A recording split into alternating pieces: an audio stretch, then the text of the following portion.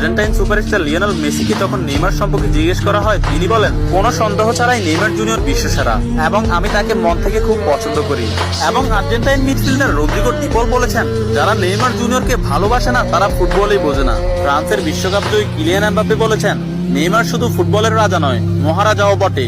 Argentine goalkeeper Emiliano Martinez বলেছেন, আমি Neymar জুনিয়রের অনেক বড় ভক্ত।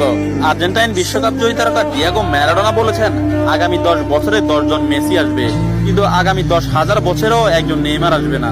হল্যান্ড ও বার্সেলোনা স্ট্রাইকার রবার্ট লেভানডস্কি বলেছেন, নেইমারের মতো ফুটবলার জন্ম নিতে হলে আপনাকে 100 বছর অপেক্ষা করতে হবে। তাছাড়া ইংল্যান্ডের প্রিন্স ডেভিড বেকহাম বলেছেন, আজ পর্যন্ত এমন কোন ফুটবলার আমি দেখিনি যার ভেতর নেইমারের মতো ফুটবল আইকিউ আছে, এবং ফুটবলের ক্ষেত্রে কেউই নেইমারের লেভেলের নয়, সে দুর্দান্ত। এবং আর্জেন্টাইন বিশ্বকাপ জয়ী তারকা অ্যানহেল ডি মারিয়া বলেছেন, নেইমারের সাথে যে কোনো প্লেয়ারের তুলনা করা অপরাধ। ফ্রান্সের বিশ্বকাপ জয়ী তারকা কারিম বেনজেমা বলেছেন,